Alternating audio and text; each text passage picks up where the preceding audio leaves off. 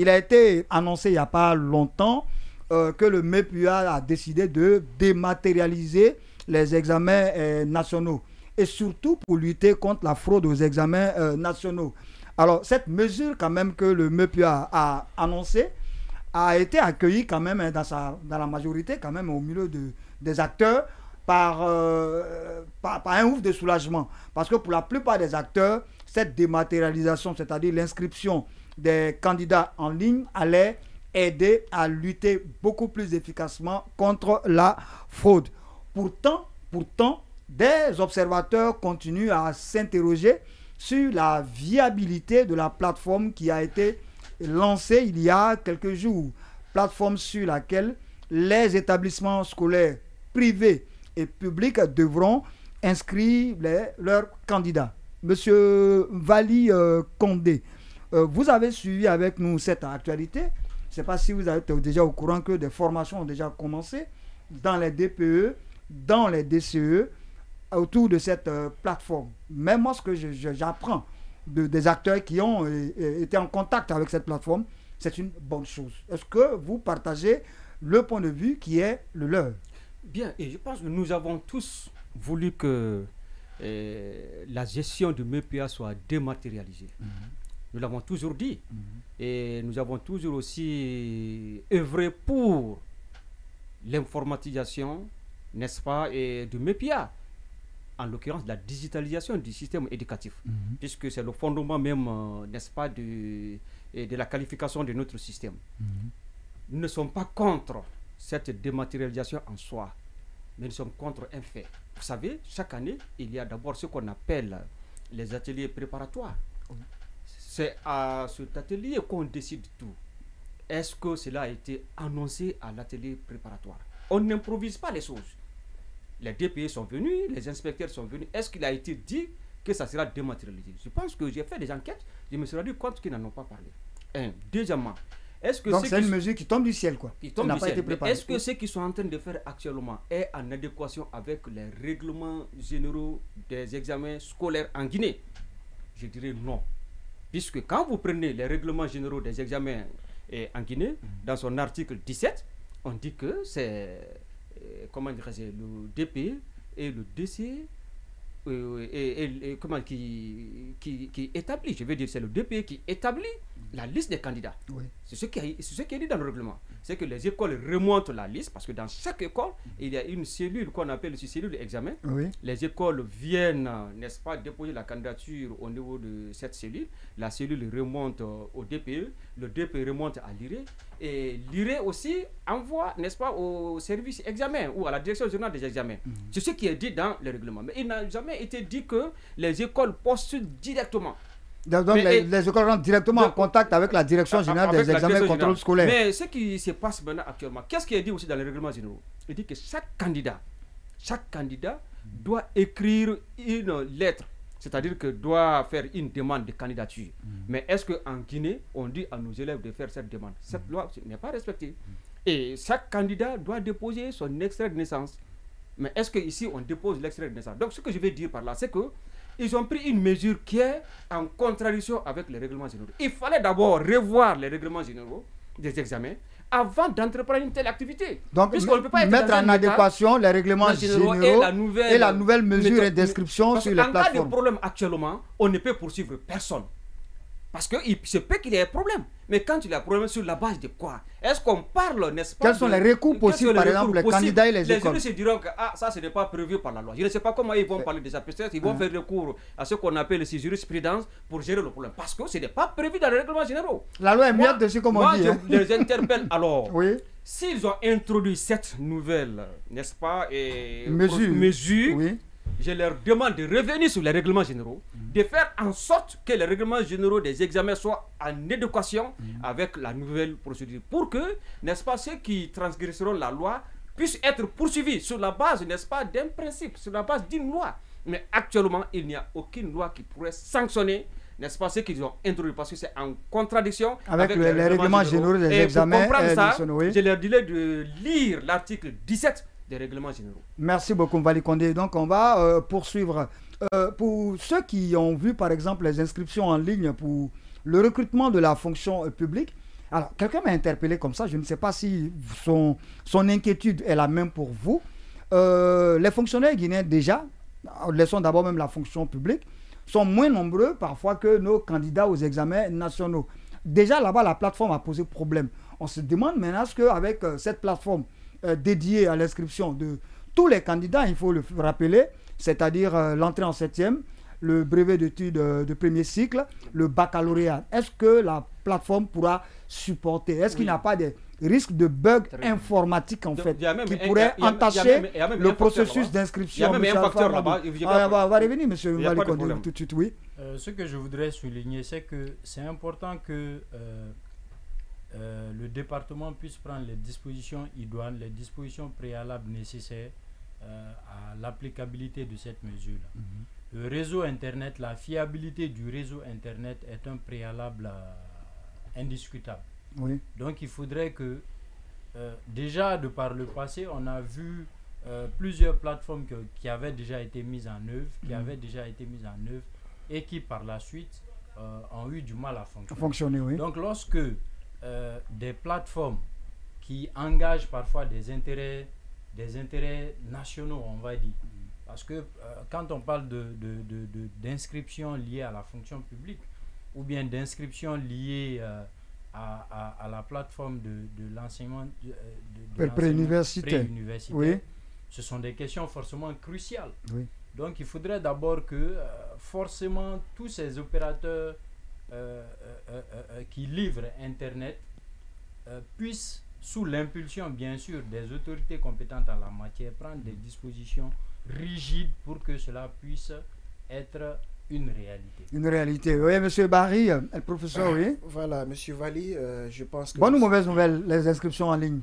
Parce que ça grince les dents quand même dans certains endroits. C'est une très bonne nouvelle, oui. monsieur Valli. Est-ce que pour vous, moi, la première question que j'aimerais vous poser, oui, au-delà même de la viabilité en termes techniques, est-ce que, selon vous, cela va véritablement permettre la lutte contre la fraude des examens nationaux, par exemple? Très bien. Je commencerai par dire quoi? Que c'est une très bonne mesure, une très bonne initiative quand on sait que nous sommes aujourd'hui à l'ère de la nouvelle technologie de l'information et de la communication. Pourquoi en Guinée traînerait-on le pas? Il faudrait qu'on se conforme aux autres. Donc, encore une fois, il est important. C'est vrai, la mesure, j'ai dit qu'elle est salutaire. Mais le problème, c'est quoi? C'est au niveau de l'Internet. Je me suis amusé, prenons le cas des fonctionnaires par exemple. Je me suis amusé à aller dans un cyber. J'ai vu des postulants qui faisaient la queue le. Et celui qui vient, on dit, ah, le réseau n'est pas fiable, le réseau est bloqué. Alors, les fonctionnaires... Mais est-ce que ce n'est pas la plateforme? Justement, le réseau, la plateforme, justement, la plateforme. Le réseau qui mène à la plateforme. Le réseau qui mène à la plateforme. Oui. Alors, j'ai vu beaucoup de postulants rebrousser chemin.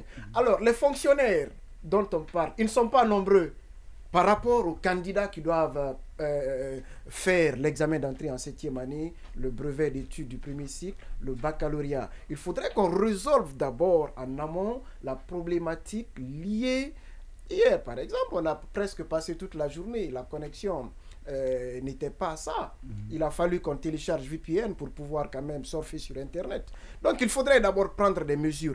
Et si ces mesures-là sont prises, c'est-à-dire viabiliser l'Internet, la mesure, elle est vraiment bonne et salutaire parce qu'elle peut... Parce que les candidatures approchées... Justement, les candidatures approchées, on saura... Oui, les cas de doublons... Les cas de doublons... Oui. Et certains qui se permettent d'arnaquer les élèves contre des espèces sonnantes et trébuchantes. Parce que c'était un véritable commerce qui s'organisait autour de l'inscription aux examens nationaux. Voilà, beaucoup s'en mettaient plein les poches.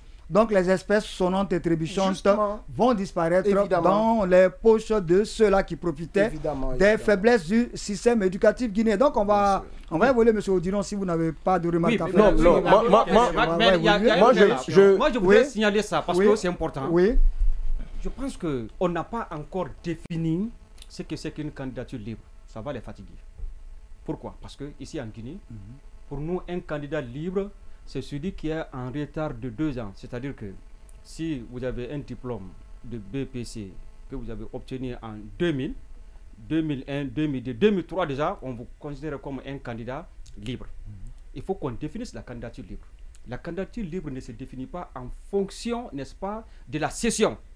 c'est défini en fonction de quoi? En fonction de l'échec. C'est-à-dire que celui qui fait la 11e année, par exemple, quand il redouble la classe, il est maintenant candidat libre. Quelqu'un peut être là, il fait la 11e année, cette année, il a eu le BPC en 2010, maintenant 2011, et il tombe malade, il fait 3 ans sans étudier, mais il ne peut pas être considéré comme un candidat libre. En fait, maintenant, et si vous voyez son diplôme, vous dites directement qu'il est un candidat libre. Il faut qu'on définisse la candidature libre. Et si tel est le cas, la machine ne pourra pas détecter les candidats libres et les candidats normaux.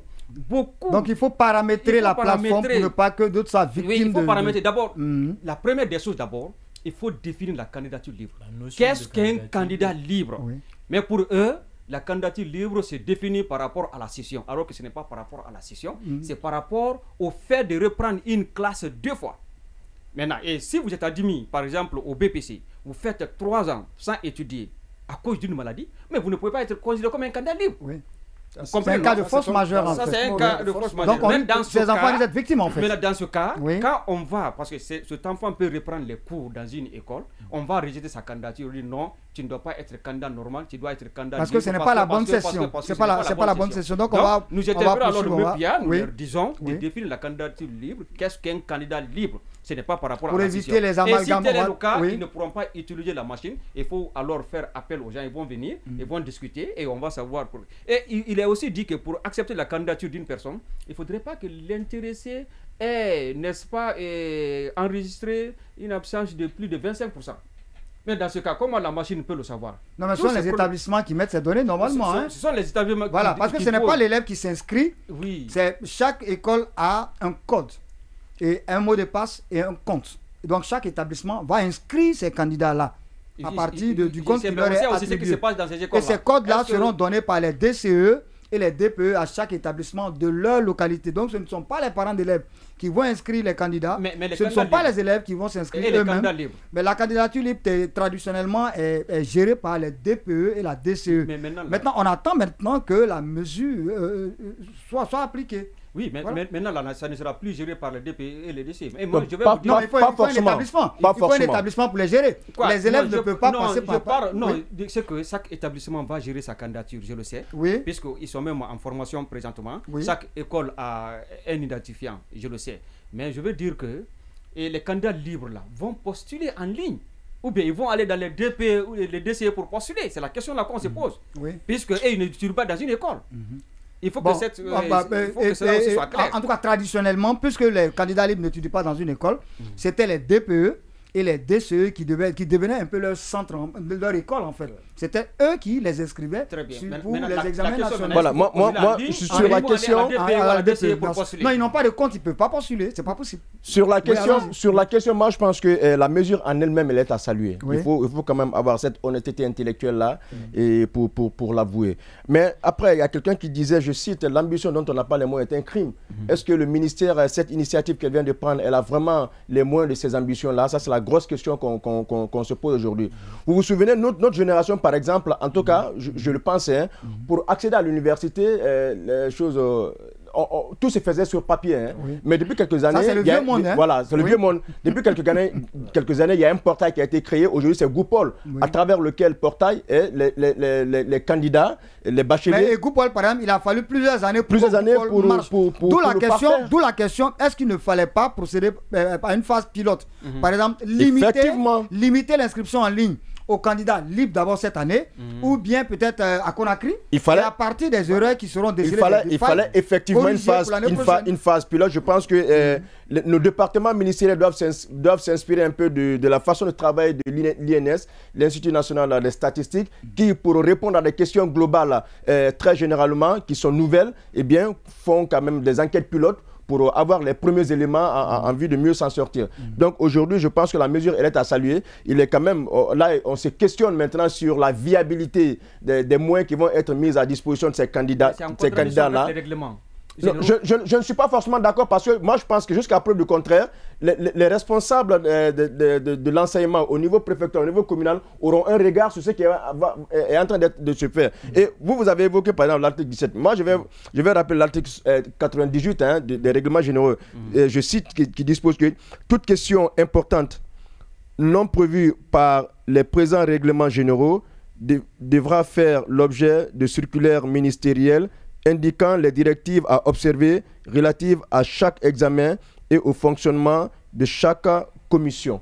Donc, est-ce que un acte a été pris par rapport à cette question de s'inscrire en ligne? Je pense bien oui. Donc la question elle est... C'est un communiqué. Oui, c'est un communiqué. Oui, un communiqué. L'article 98 des règlements généraux est bien clair. Oui, moi je pense que la mesure jusqu'à preuve du contraire n'est pas contraire aux règlements généraux.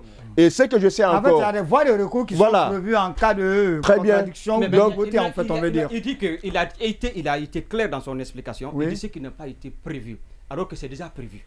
Quand c'est prévu, vous voulez vous opposer à ce qui est prévu, je pense qu'il y a problème. Bon, moi, ce n'est pas parce que ce n'est pas prévu, c'est prévu. Il est dit dans les règlements. Mais ça, c'est un arrêté. Écoutez, s'il vous plaît, ça, c'est un arrêté. Circulaire ne peut pas s'opposer à l'arrêté. Je ne suis pas juriste. La circulaire ne s'oppose pas. Moi, je pense que cette mesure, au regard de l'article 98 des règlements généraux, ne s'oppose pas à l'arrêté. Portant création des règlements généraux. Je dis bien, tout est dit. Comment la candidature doit être posée, c'est dit. Lorsqu'on veut s'opposer à ça, je pense qu'on revient sur les règlements généraux. Si ce n'était pas prévu... Monsieur Bali, c'est juste peut-être la façon de faire qui a changé. Sinon, c'est le même modus operandi. Au fait, à la place des papiers, à la place du contact de face à face avec l'autorité éducative, le candidat aura affaire à l'autorité, mais via une plateforme. Voici ce qui est dit dans les règlements. Voici ce qui est dit dans les règlements. Il faut une demande d'abord. Il faut une demande manuscrite. Ils n'ont qu'à nous montrer dans la plateforme où est la place de la demande. Il faut, n'est-ce pas, comment dirais-je, la photocopie légalisée. Moi, j'ai écouté le ministre. Il a été clair. C'est encore très important. Aujourd'hui, par exemple, l'élève qui n'a pas eu le CPE ne peut pas être candidat au BEPC. Celui qui n'a pas eu le BPC ne peut pas être candidat au baccalauréat. Cela, c'est en fonction des informations que vous allez introduire sur la plateforme. C'est aussi clair que cela. Aujourd'hui, le monde tend vers la digitalisation. Je sais. Donc ceux qui veulent aller au vieux monde, voilà. Non, ce qui a été dit dans les règlements. Je pense qu'on s'est compris à ce niveau. Mais ce qui a été dit dans les règlements, les autorités éducatives qui doivent valider la candidature d'un candidat, ces dossiers-là n'ont pas leur place dans la plateforme. Non, voilà. Ça sera contraire. Je ne pense pas.